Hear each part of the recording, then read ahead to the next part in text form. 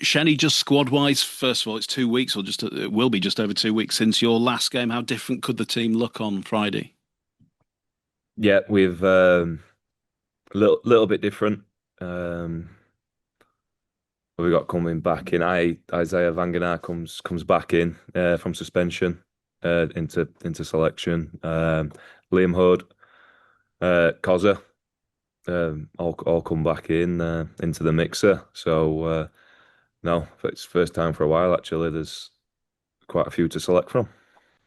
So if you've got Wagner and Koza coming back into contention, that just increases that co competition in the middle section of the pitch. How difficult is it at the moment? Because there was a point in time where you were struggling to put a pack together. Now it's very different. How difficult is it as a coaching team to find the right balance when there are so many players available, not just starters, but those interchanges off the bench? How difficult is that for you guys at the moment?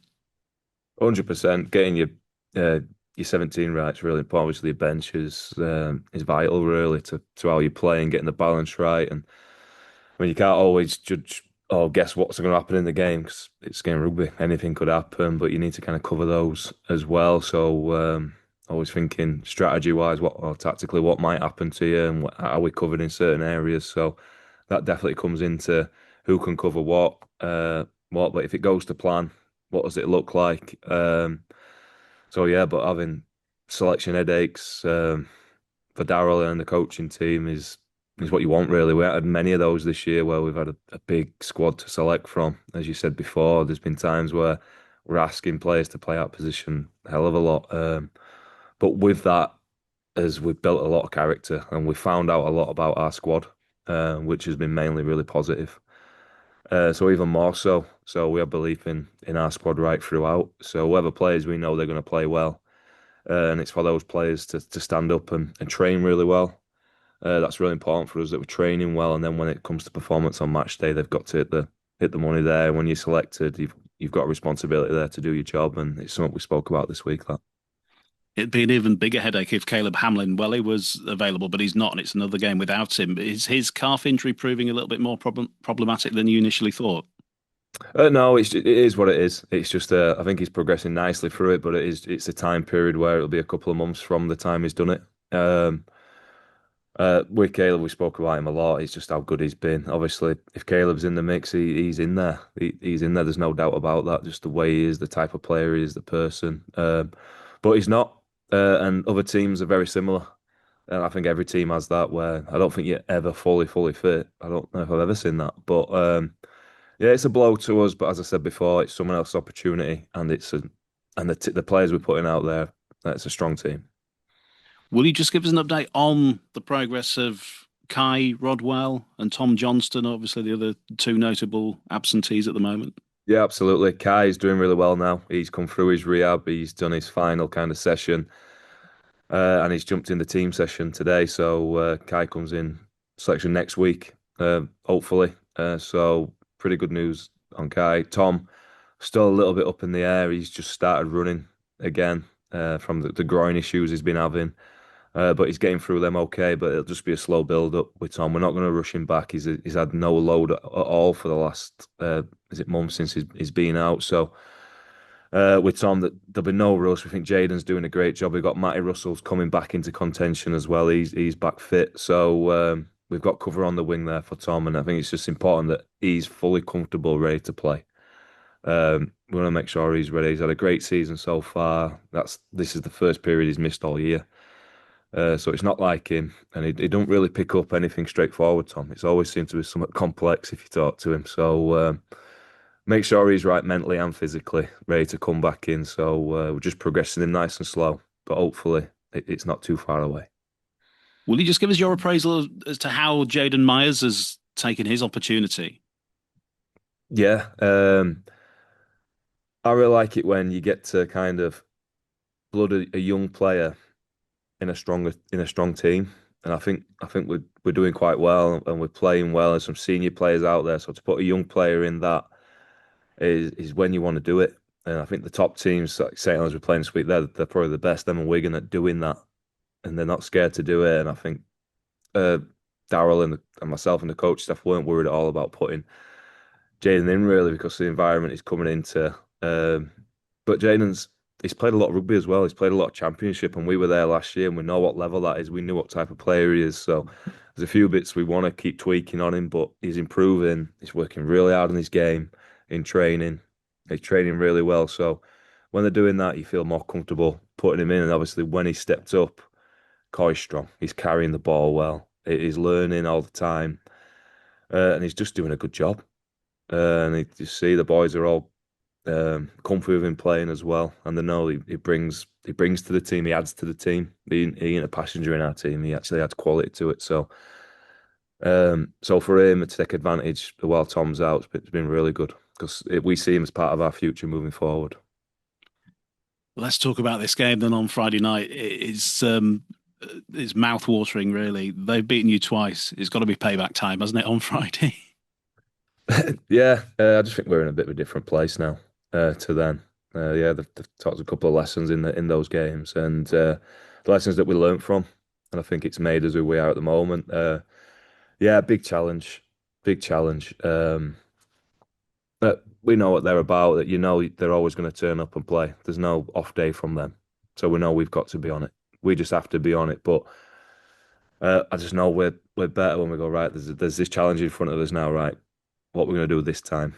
Because the last two times we haven't quite done what we've wanted to do. This time, let's see where we're at this time. So it's a great test and marker for us, really. See where we're at, because they're going to come and challenge us, and if you want to beat St Helens, you have to play well. So no, it's like you said, mouth-watering, absolutely. The atmosphere is going to be incredible. Building off what we did against Leeds, you just know everyone's excited to come along watch the game. So no, we're really excited and see what it brings. I can't wait. Really can't. 7 games left, Shenny. Have you got any sense as a coaching staff as to how many wins you might need to make the six? It's so hard. It's so you can, and we've looked little bits of it, but there's always other people that throw stuff up, and all you can do is account for yourself. You can try and guess what's going to happen, and lads, we've got to win this or that, or lads, we take one game at a time. Oh, we've got to win this many out of this block, and that's a bit what we do through the season to break it up. But at the moment, 7 games left. We broke it up leading into the break last week, and then now it's a game at a time, really. It's a game at a time. Let's see what it brings, but obviously get the result here, and that puts us in a really strong position. Beating Leeds obviously did that as well. Um, but no, I just think we have to focus on ourselves. There's bits that we're talking about is we don't just want to get in the playoffs. If you're going to get in there, you've got to have a crack at it. So it's what form and what confidence do you get taken into that as well. So there's bits around that, and there's certain games where you go, we have to be good there. Um, and then if you get those performances right and you get those results, it gives you some great confidence leading into that. So I just like how it's finished this. I like where that break's come in. I like what it's done for the competition, really, because everyone's now fresh going into this end block. There should be some cracking games right across Super League, leading into what should be a great playoff series. So no, we're really excited. And you will know, as someone who has gone all the way, that there is a certain mentality that's needed from this point in. And like I say, going into the playoffs, not just getting into the playoffs, but throughout the playoffs as well. Do you sense that this group has that within them? 100%. 100%. I've seen how much they've grown this year. The consistency now getting through our spine. The squad we've got as well, because you need a deep squad, because anything can happen to you. And you knowing that you've got players that can step in and keep you at the level you need to be at. 100% see it. See the belief growing all the time. There's still more of that to grow. Um, there's certain games where we haven't had the type of games that's so inexperienced, this team as well. And there's so much more growth in them. So us as a team, there's growth in us everywhere. So that's what excites us really. And anything can happen. But there's certain bits we've got to be great at. If we're going to get in there, we might as well have a crack at it. But that's where we want to get to. But obviously, there's still a long way. You say 7 games, but it's still a fair way to go. Anything can happen, and we have to take one game at a time. Just lastly, from me, just a word on the opposition. How do you look back on your time at Saints? I think Paul Wellens would have been your captain when you were playing there. Would it be nice to catch up with him on Friday? Yeah, I try and catch up with him whenever I see him there. Yeah, obviously, very good. Learned a lot. from that side of it, from the leadership side and standards and just as a playing group, how they expected, demanded from each other. So then that you can still that's right into now. They pass it down through the generations and they take over. And there's such a lot better young kids that come through there and they keep in the system.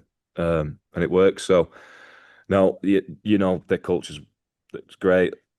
People want to copy what they can do. So but no, it'll be good to catch up, but really focused on us getting the performance. You mentioned before you don't just want to get in the top six. If you beat St Helens this week, you close to that top four, right? Is that a motivation for you? Imagine a home playoff game down there at Bellevue.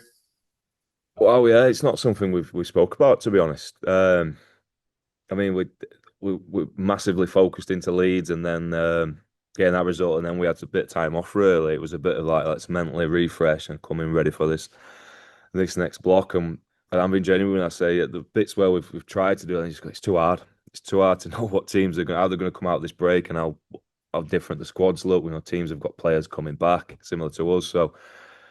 Uh, but obviously, if it gets there, I think what Bellevue's becoming for us from the start into what it is now would be big. But also, we've also gone away from home this year and done really well at times. So I just think either way, I think getting in there is probably the main goal, and then see what happens. But yeah, of course, home tie would be massive, especially with what our fans are doing at the moment for us is massive. Yeah, and you touched on this before, but it's probably fair to say that St Helens are the only team that haven't seen the best of Wakefield this season. Is that a real motivation this week to show them the best of Wakefield? Yeah, and ourselves really. I think we're in a different place. We know we've got to be great against them, but of course, yeah, there's motivation there that there's sometimes an injustice. We haven't quite got that right, but that's to be credit to them really. The things they did against us that hurt us, and they're a clever team, clever coaches. So you know you've got to be on your money to get the job done and to challenge them. And I think like I said before, is they're probably the team we've learned some real key lessons from this year. And again, you've touched on the running there. You've got Salford twice, haven't you? Have you been keeping an eye on their situation? I know this is probably one for next week, but Yeah, not as much. Just seen that obviously a couple of players had left. I wouldn't know the ins and outs of it. It's obviously a sad situation, isn't it? It's awful to see what's happening there. But no, I wouldn't have enough to give a proper opinion on it if I'm honest, James. yeah, but it's up to you to take advantage of that, I guess, during the running. You must be the only side who've got to play them twice. Yeah, well, obviously, yeah, we play them next, but I think that gives us opportunity. We're talking about the squad, of keeping some of our players tuned in as well and giving them opportunity, which is really important as well, because you never know when you're going to need players to step up and step in, and that could be a key game that they have to come in. So, yeah, we want to try and keep our players tuned in the best we can. So we'll see what comes out of this game, and then yeah, there'll definitely be a decision to make on what the team looks like leading into Salford. I guess what's your assessment of Saints this year? I think, looking from the outside in, they seem to have got stronger as the years gone on, and maybe they're coming strong at the right time. 100%. They've made some changes to the spine, which always takes time to integrate in. Wello's really getting settled into that role now, and you can a new coaching team. So you knew it was going to take a little bit of time, but they seem to be really balanced. And they found the right positions there, aren't they? And they're bringing some young kids through again. I mean, just three young players that have come into it, and they're really trusting by them, and they look like they're going to be top liners. So it's what you'd expect. That's what I expected anyway. That they were going to build up slightly, and if you look at the last results, they're going pretty well out there. Real challenge. They never ever beat themselves. So hard to play against. So difficult to attack against. They throw the ball about. The fullback's incredibly dangerous. And obviously the centre pairing are as well. So no, they're a challenge. They're a challenge, and we have to be on attack and defence 100%. So it's what we'd expect from a St Helens team. I know you touched on playing with Wello there. When you played with him, did you always foresee him going into a coaching role? Obviously, he's that type of character. 100%. Yeah, he was one of the best leaders I've seen as a captain. Really took responsibility, made others accountable. So yeah, natural progression into being a head coach. Absolutely. And just last thing, and one bit of admin. I think last time out for you guys, Cam Scott got forced off. Is he all right? I think it was his knee. Yeah, a little bit of a break. Yeah, I was a little bit worried about a little tweak in his knee, but he's trained all week, so yeah, Cam's all good to go. Yeah.